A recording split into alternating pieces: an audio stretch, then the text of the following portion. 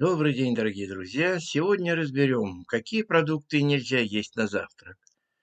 Завтрак – важный прием пищи, но некоторые люди пропускают его.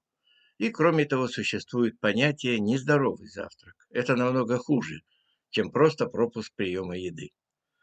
Конечно, здорово будет, если с утра получить порцию белка, клетчатки, полезных жиров для энергии на весь день. Хлопья. Многие говорят, что хлопья утром – это хороший выбор.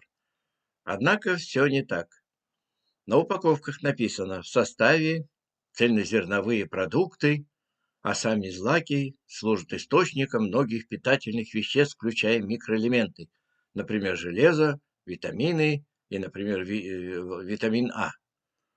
Мы верим. Написано же с одной стороны так, но, увы, эти злаки подвергаются фабричной переработке, и в итоге они содержат немного цельного зерна. Зато там содержится сахар.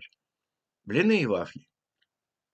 Блины, оладьи, вафли – очень популярные завтраки и дома, и в кафе, и ресторанах.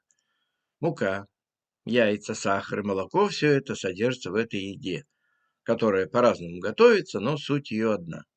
К тому же эту выпечку поливают сиропом или вареньем, поэтому, как бы это ни называлось, в выпечке очень много сахара. Маффины. Маффины фактически маленькие тортики под прикрытием. Маффины готовят с разными овощными или фруктовыми добавками. Единственный полезный компонент, который там есть, это яйца. Тост с маслом. Аппетитно звучит, да? Тост с маслом. Но здесь также сахар. И также все зависит от муки, с которой он готовится. В масле, как мы знаем, часто есть трансжиры, так называемые неполезные жиры. Следует очень внимательно читать состав даже знакомых и привычных вам продуктов. Фруктовый сок. Соки в пакетах часто содержат мало сока и много сахара или кукурузного сиропа с фруктозой. Фруктовый сок менее вреден, чем газированные напитки, но пользы тут будет также немножко.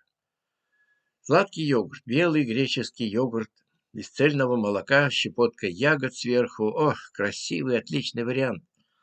Что нельзя сказать о сладком фруктовом йогурте.